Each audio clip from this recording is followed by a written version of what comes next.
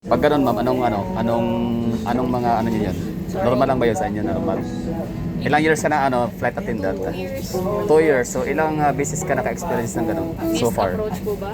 Miss approach tawag doon? Miss approach po, hindi tayo nakalataga. Oo. So, mga ilang beses na rin po. Ilang beses na. Minsan kasi mahangin po, kaya hindi tayo makalan. Okay. So hindi siya parang landing? Okay. Normal lang sa inyo yun. Ilang years ka na as ICA? 2 years na 2 years. So ilang beses ka na nakaranas ng ganun? Miss approach tawag, no? Miss approach. Nakailang beses ka na nun, ma'am? Nakakadalawa pa lang naman, sir. So may ka ba? May ka ba so far? Wala naman po. Nako ba kaya? Sige ma'am, thank you. Okay. So yun po yung experience ho natin sa Miss Approach experience sa Cebu Pacific, palanding sa Davao City. So tinanong ho natin yung dalawang flight attendant. So yung una sinabi niya na 2 years in service na daw siya at ilang beses na daw ho siya naka-experience, nakararanas ng Miss Approach. Kaya para sa kanya, normal na lang daw, no? Wala na daw siya masyadong na hindi na siya naninibago, no? So, yung pangalawa namang flight attendant, tinanong ho natin, narinig niya naman, nasabi niya 2 years din in service naman siya. Kaso nga lang, at twice pa lang daw niya na experience yung Miss Approach.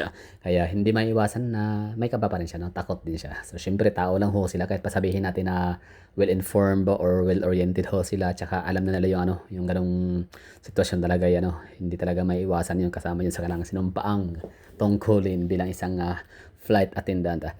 So ako naman is my first time, no, na maka-experience ng Miss Approach. Ang dami ko na na-experience naman, nakakatakot talaga, nakakalulang mga turbulence, pero yung Miss Approach hindi ko pa nasubukan. So Miss Approach plus hard landing plus napaka lakas, no, ng alog turbulence, no, dahil nga maulan. Paglipad pa lang ho natin pag take off sa my terminal 3 hanggang sa paglanding sa Davao City, i-experience ho natin yung ganong tawag nito, basta breathtaking experience. Literal talagang di ka ikaw talaga yung mapapapigil hininga kasi hindi mo alam kung anong mangyayari sunod, no. So ako'y patawa-tawa lang sa buong video, pero deep inside ako'y kinakabahan. So panoorin ho natin yung buong yung mga cut video, no, yung mga portion, tapos yung parang highlighted events. Davao, tapos diversity yung buong is video our na. beauty. So kayo, ano sa tingin nyo? Kayo ba naka-experience ng ganun? So let me know in the comment box, ano yung pinaka-worst na experience ho ninyo sa aeroplano. Landing stations.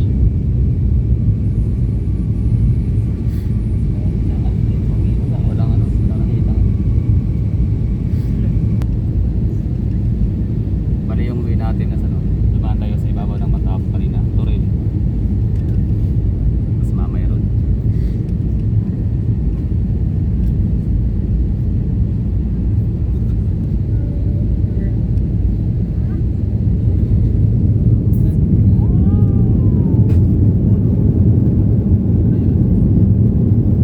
Bakit tayo rin? Bakit rin?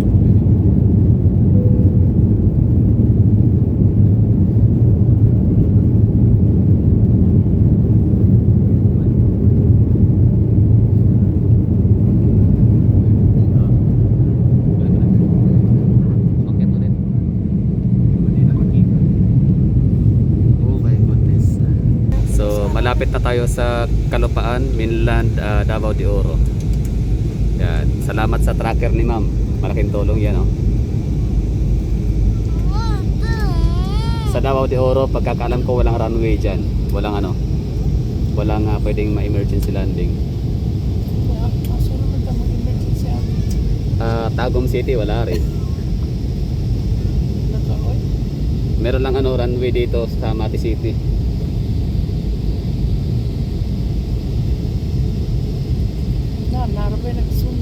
Oh my god. Para naka-roller coaster tayo, Okay. Salamat sa tracker, ma'am. Ito na. Landing na tayo.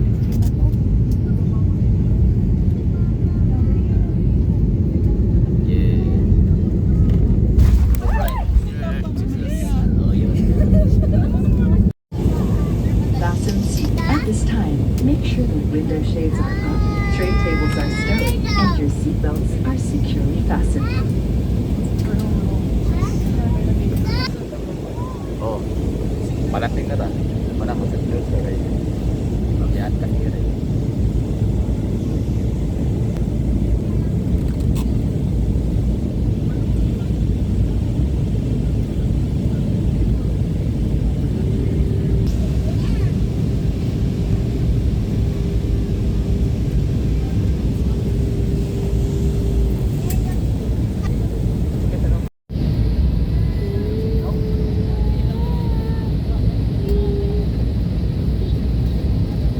guests eating or eating may switch on their individual reading lights found in the passenger service unit above you.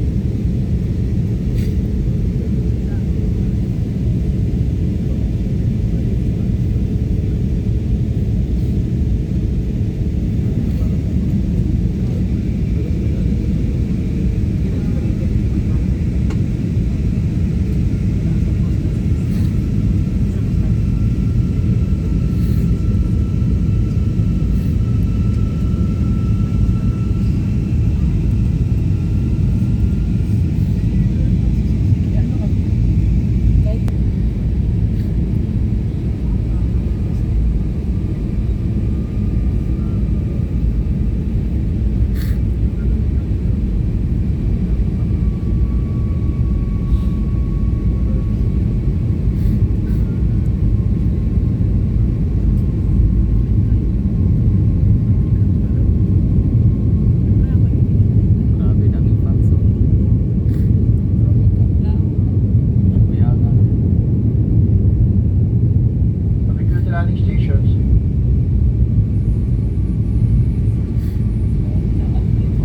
Walang ano, walang nakita.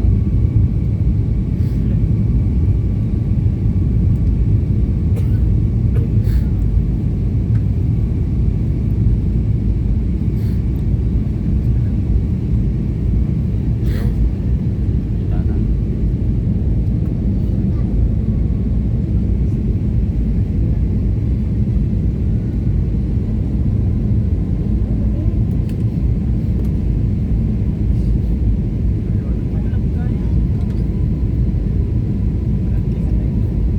Wow, ganda.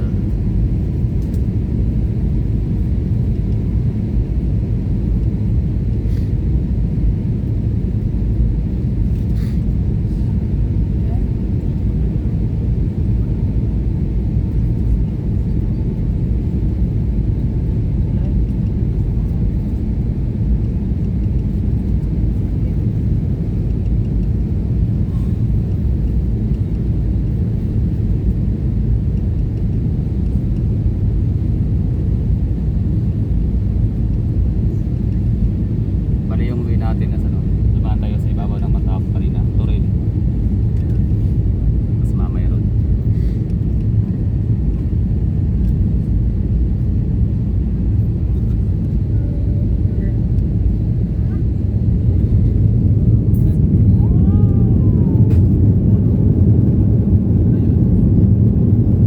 Umakyat tayo ulit.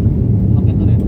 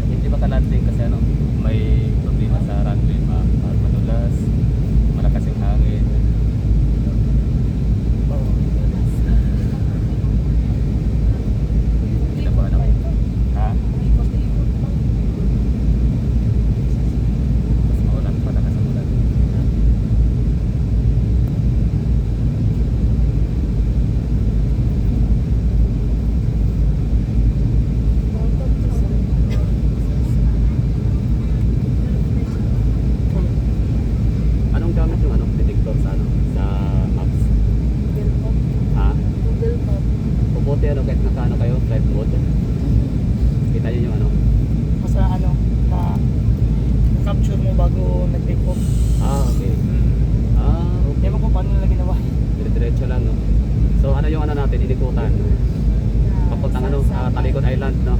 Direction, yun. Yun, ang direction ay pabalik sa Calicon Island.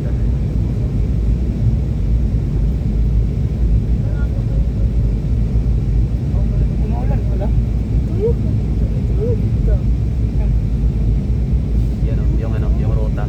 Umikot ulit kami. Instead na mag-landing, in-abort. Landing abort at umikot.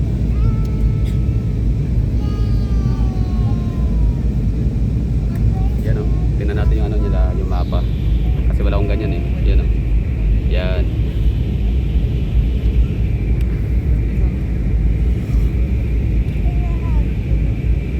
So yung way natin kanina is galing tayong Toril.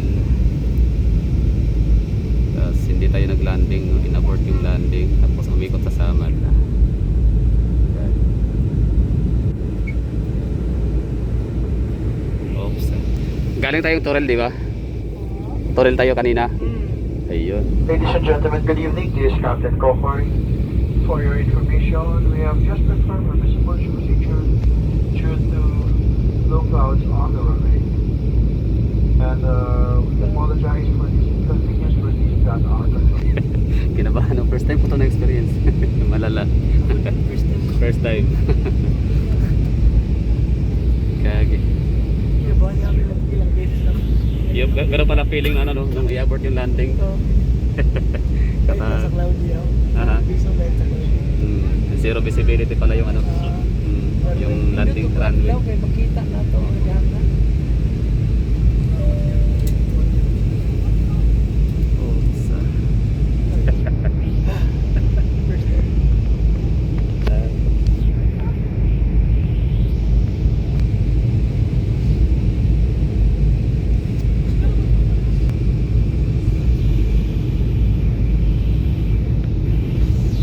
Asan na yun? Ba't hindi makita? Uy. Ayun.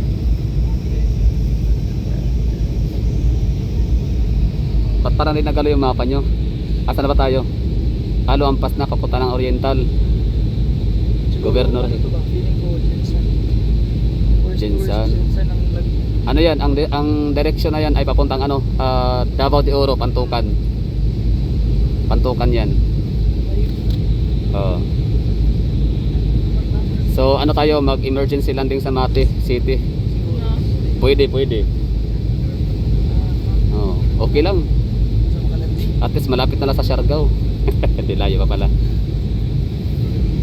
Yan o, direction natin ay ano, towards Davao de Oro. Ikot sa Panabo. Ayun o, Mako no. Mabini. Oh, lipat ko na lang 'to eh. Traffic to landing stations.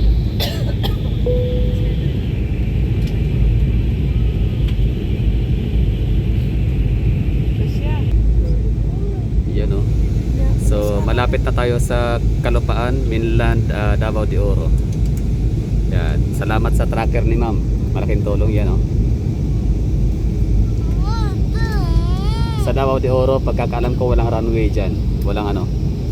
Walang pwedeng ma-emergency landing.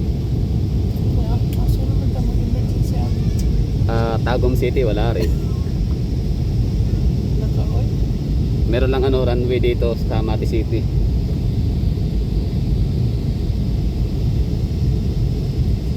Naro pa yung nagsundo. Oh my god. Para naka-roller coaster tayo ah. Huwag mong ano ma'am ha, ang iyong tracker. Huwag mong bitawan yan. Para matrace natin yung ano.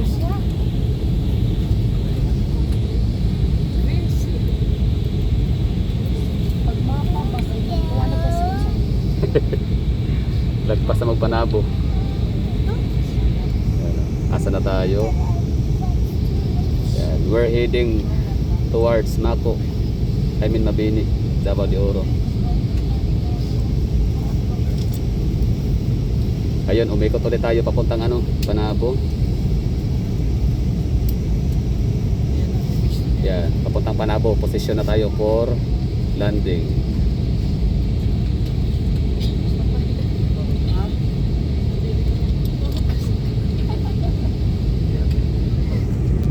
Ay, maglanding tayo sa ano, sagingan ni ano, Tadeco. Oh, May mga runway dyan eh. Mga aerial spray. Doon na lang. Doon na sa mo. Tipid siya ate. Katipid sa pamasahe.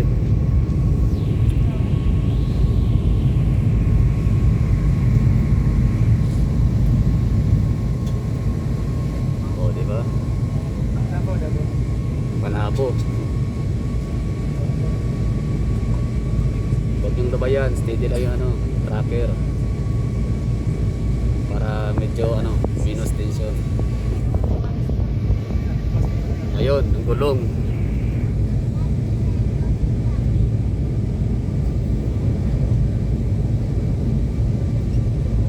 Ay, alam na. Landing na tayo na ito. Yan. Saan? Wala po. Hindi, pabalik tayo sa ano? Pabalik tayo sa airport runway. Oo. Saan ang airplane dyan? Yung ano, yung kulay blue. Kita mo? Yan sa sentro?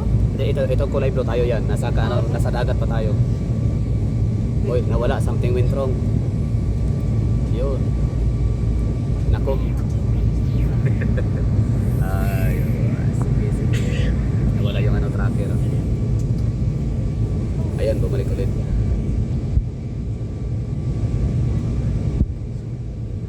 Okay. So, balik tayo sa Barangay Kamudmud. Barangay San Isidro, Samal. So, sana maging okay to. Oh, dyan pa naman ano, nadisgrasya yung aeroplano 2001. Dito na area.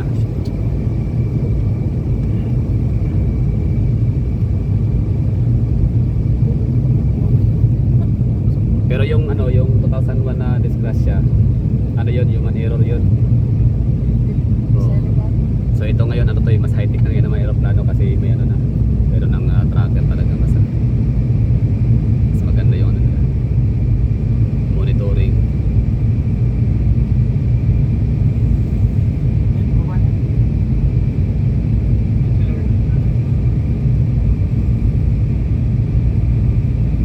Grabe, intense yung experience.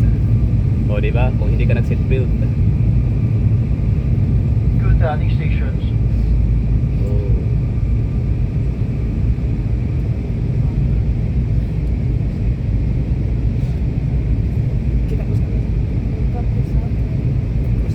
Tapos pag mag-landing to, palakpakan ha. Asa mga buwangin na natin? Ayun o. Panakan, kabantian.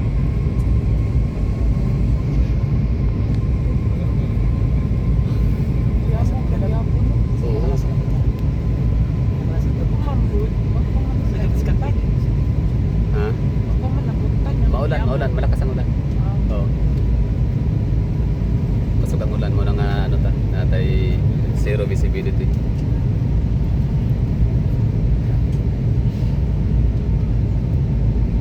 Balik. Nakaikot na agad. Oo, nakaikot na. Yan o, yan yung ano. Pabalik na tayo sa Davao City.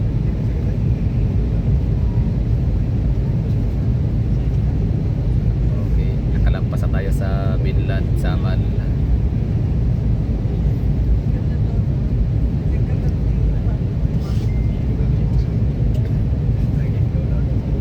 Okay. Uy, nawala yung ano, tracker. Mapa. Salamat ma'am ha, sa mapa ma'am ha. Okay.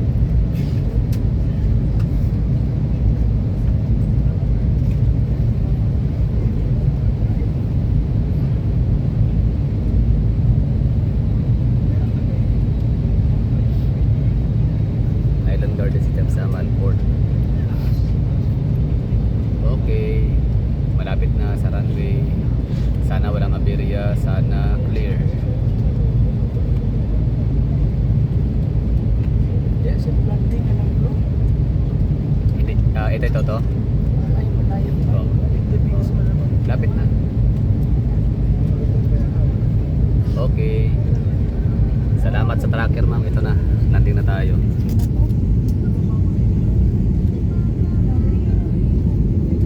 Yeah. Alright. Jesus. Oh, yun.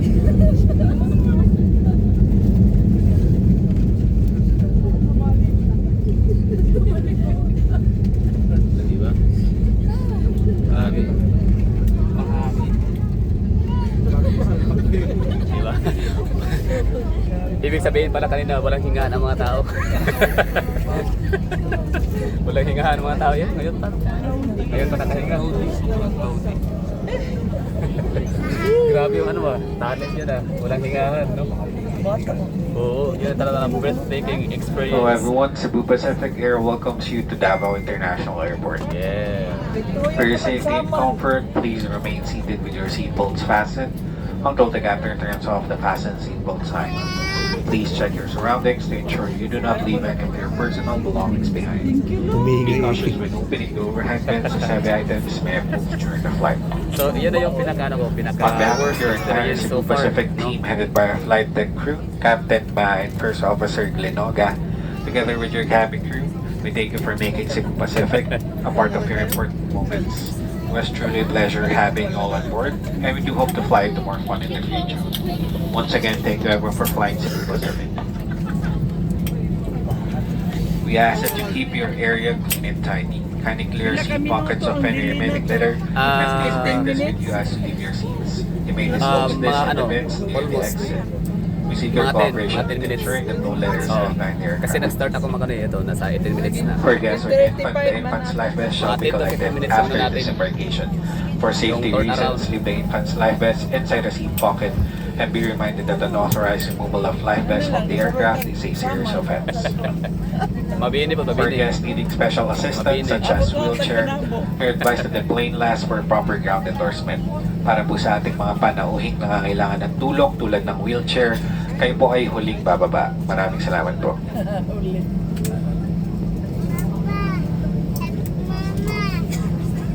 At landing good mo nung Delikado kayo Please be advised that Davao is implementing an anti-smoking ordinance. It is unlawful for any person to smoke in public areas. Let's help keep Davao a smoke-free zone. Thank you. So far, yun na yung pinaka-worst experience ko. Na-defeat niya yung 2 seconds na pagkahulog. Way back in 2017. Toril din na area yun dati. Grabe yun. First time ko maka-experience ng abort landing. Parang nanangnig at ako sa Cebu ko atong June 8 kay Oh. ang kurog man, anak-anak. Oh. Kasi pag Once again, please wait for the fasten seatbelt signs to be switched off before you stand and get your bags. Tayo po muna natin mawala ang ilaw sa seatbelt sign bago po tayo Hindi tumayo ko para sure ha, kung pero ito mura first week yata sa September or mga last week sa August. May din may incident na 2 eroplano na bumalik talaga ng Cebu. Tapos yung isa nag-emergency landing sa CDO. gasolina, unsa may kuan. Ay, di. May gasolina. Maraming gasolina. Alam ko, masyur. Tapos yung isa naman ay sa Jinsan. Ganun din ang ganun din ang kaso. Extra dahil ang gasolina. Zero visibility sa kasagutan. Ayun. Katakot na. Last na Pag sa tubig lang mahulog yun, wala siguro po. Hindi masyadong kung sila yung magiging casualties. saan mo, Pero kung sa kalupaan, wala delikado talaga.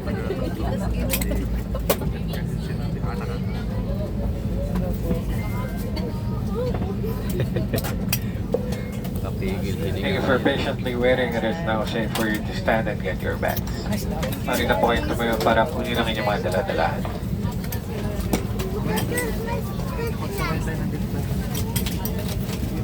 Pag ganun ma'am, anong mga niyo yan? Normal lang ba yun sa inyo? Normal? Ilang years ka na flight attendant? 2 years. So ilang beses ka naka-experience ng ganun so far? Approach po ba? Miss approach tawag doon? Miss approach po, hindi tayo nakalataga. Oo. So, naku, mga ilang beses na rin po. Ilang beses na.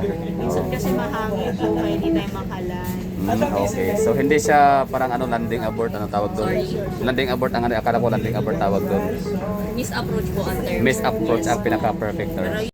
Siguro ho natin kung tama ba yung pinagsasabi ko na aborted landing or landing abort or abort landing kasi yun yung mga madadalas kong nababasa sa mga aviation na mga vlog or mga blogs mga articles about aviation. So tinanong ho natin, so search ko na ho. So it's go around or aborted landing terminology. So go around yun di ba? Palanding na sa Hotana pero palanding na ho sana tayo pero go around pa ho tayo sa may Samal Street or no, Samal Street yun, no, hanggang sa nalagpasan natin yung mainland Samal, tapos hanggang sa malapit na tayo mag-approach sa mainland Davao de Oro, hanggang sa umikot sa Panabo at yun, nagkabalik sa landing area ulit sa Ninoy Aquino, sa may Francisco Mango International Airport. So, ibig sabihin, hindi pala ganun kamali yung aking term na ginamit, no, bago pa ako makorek ni ma'am, flight attendant, na sabi ko is abort landing.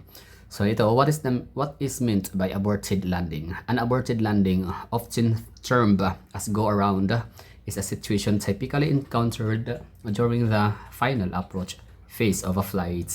This occurs when landing safely is not possible due to various reasons, including extreme weather, unoccupied runway, poor visibility, and unstable approach. Yun. Usual naman siya nangyayari kapag mahangin, kapag maraming clouds po, kaya ay Pero hindi na kayo, so ibig sabihin hindi na kayo nakakaramdam ng medyo takot or Hindi naman kaba? po. Hindi na. Okay. So ibig sabihin, every time na mga ganong experiences, kailangan namin yan, tingnan kayo, no? Opo. Kasi Oo. pag natatakot kami, sir, matatakot din Tunay. kayo. Yun. Sayang, di kita nakita kanina. Nanap kita sabi ko, san si ma'am? Sige, thank you ma'am. Oo. Okay. Normal na sa inyo yun. Ilang years ka na as ISA? 2 years na, sir. 2 years. So ilang beses ka na nakaranas ng ganun? Misapproach tawag, no? His approach. Nakailang beses ka na nun, ma'am? Mga nakakadalawa pa lang naman, sir. So may ka ba? 7 years. May ka ba so far? Wala naman po. Nako ba kaya? Sige ma'am, thank you. Okay.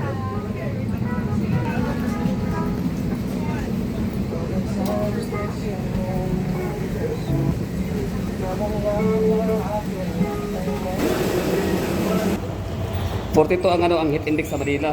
Pero dito, ulan, di ba? May pa, zero visibility.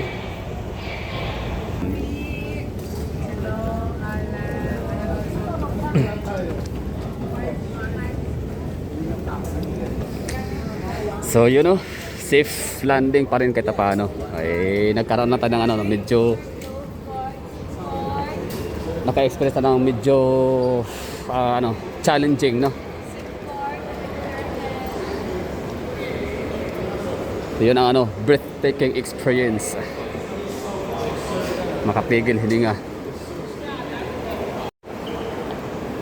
Davao, diversity is our beauty. Ayun, so itong mga yan yung tendency kapag malakas ang ulan. So misapproach. Hindi clear yung yung landing area dahil nga grabe yung yung fogs, ulap. Grabe yung kaba. Legit. Grabe, 10 minutes to 15 minutes. Grabe, legit yung kaba. Tsaka good thing is nakuhaanan talaga na record natin, no. Na document. So ito yun, ulan.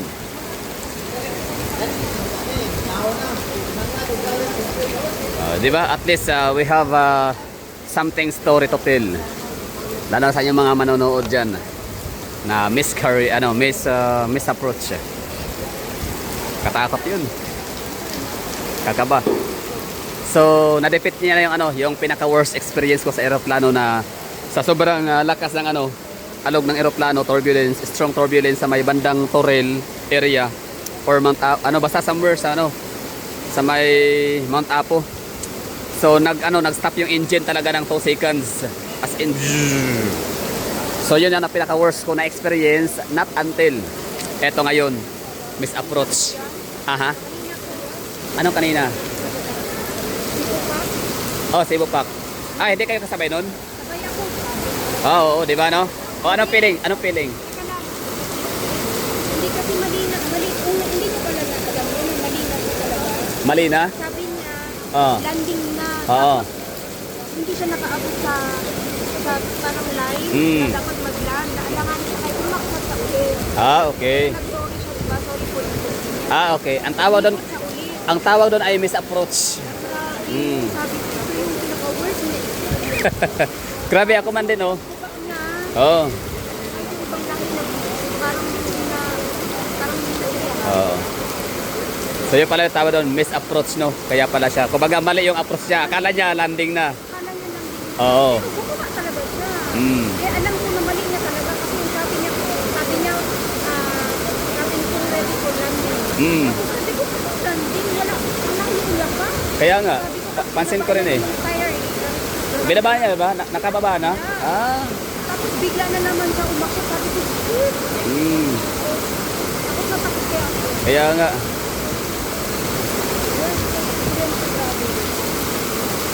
So kung kunyari na-disgrasya tayo doon, ang tawag doon human error, no? Oo. Grabe yung kaba ko talaga eh. Patawa-tawa lang ako dito pero grabe yung kaba. Hindi, grabe. Naiyak Oo. na ako. Tapos yung mga kasama namin, yung mga bata. Oo. Hindi talaga mawala sa takot yung kanina. Oo. Nervous talaga ako. Sabi ko, mali na talaga sabi ko na pala. Kasi sinabihan niya, travel ko, ready for landing. Mm. Tapos tumingin ko, ready for landing, layo-layo niya. Oo. Ano pa talaga? Pinabas niya na yung tire. Bigla na naman binalik. Tumakbo na naman. So ibig sabihin pala kahit ganito yung yung klima, yung sitwasyon, hindi ma-blame. Ako baga okay pa nito ganitong klima. Mali talaga human error talaga na hotel. Okay. Yun pala yun. Katakot, no? Pero pa rin, thankful pa rin tayo kahit paano. Kumbaga nakabawi si mamang piloto.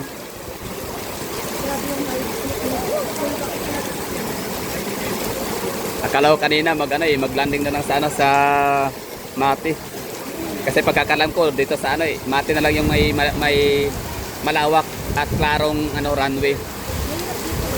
Oh. Kaya nga pag sabi niya ready for descent, sabi ko mag-descent pa ganyan eh. Oh. Pag mag-descent siya, para maabot niya yung landing, hindi yung magagay. Ano delete mo? Kita mo, Okay.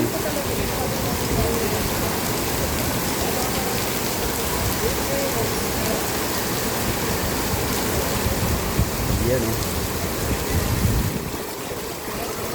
So yan pala yun, kahit pala ganito yung sitwasyon, yung klima, lagay ng panahon, still hindi pa rin pala yun sapat, no, para magkaroon ng misapproach. Ibig ko sabihin para ganun yung magiging nangyari.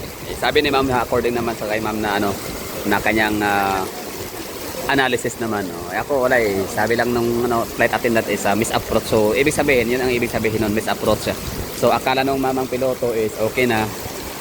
Kumbaga ready for landing. Akala nung piloto is parang matatouch niya yung land.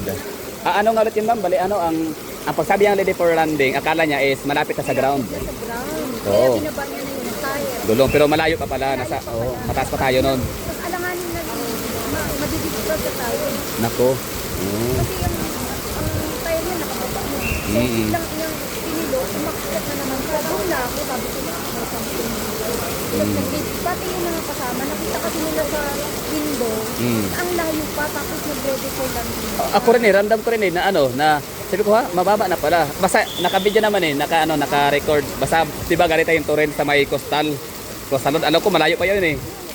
So parang doon pa lang, parang dito, parang Na ako nang nervous na ako. oo, binaba na yung Hindi ko narinig yung gulong na binaba. Binaba ba? Binaba niya. Binalik niya na naman, doon na, kasi sa likod ako eh. Okay. Kaya ramdam ko. Oo. Di ko na malayan na nirelease yung gulong na binaba na.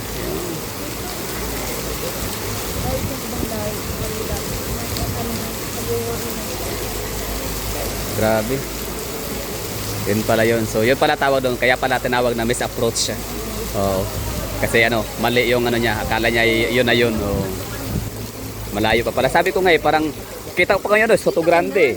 Na ako una nakapansin. Kaya nga nagsabi, anong nangyari? Tapos biglang umakit. Sabi ko, nag-apit sa ulit. Sabi ko, mali yung ginawa niya. Sabi ko, binaba niya agad yung tire. Sabi ko, Kasi kanina palatandaan ko Soto Grande. Tanaw ko yung Soto Grande. Nag-iisang mataas sa gusalit na area nun. So mataas pa yun. Oo. Mataas pa tayo nun. Tapos inaantay ko lang kasi pag magmamay road na. Oo. So mababa na tayo biglang nun. na yan ako. Sabi ko, gagano na yan ako. Pero wala. Sabi ko, Galing. bigla ng tire. Umakit siya na. Wala. Sabi ko, wala na. Buti nga nabawi niya. Kung hindi ako sa kapatid. Tsaka madilim din kasi hindi ko rin masyadong nakita yung ano yung way. Kasi ako kabisado ko na rin yung yung galaw dito sa Davao kasi medyo madalas din yung ko lipad. Yun, hindi ko na estimate. Buti na lang sa unahan ko meron siyang tracker. So nakita ko sa mapa, so umikot sa bigla sa may sa tapos Samal. Sige, sa pauwi yun ma'am. Sa ano pa, Kidapawan pa. Okay, sige, ingat to kayo sa biyahe, madulas ang daan. So yun, hindi ko masyadong nakita yung kanina, yung sketch yung area, buti na lang yung tawag nito, yung nasa unahan ay mayroong tracker na kapag na-trace natin yung galaw ng movement ng eroplano, so malaking tulong yun. So yun, umikot siya sa may Samal, diretso papuntang Talikod Island, tapos yun umikot ulit sa may Talikod, Kaputian, tapos papuntang Mabini, heading Pantukan, tapos liko pa Mabini, tapos yun Panabo, tapos balik ulit sa Samal hanggang sa dito na landing. So yun lang, katakot. So yun mga kasamahan natin sa flight from Terminal 3.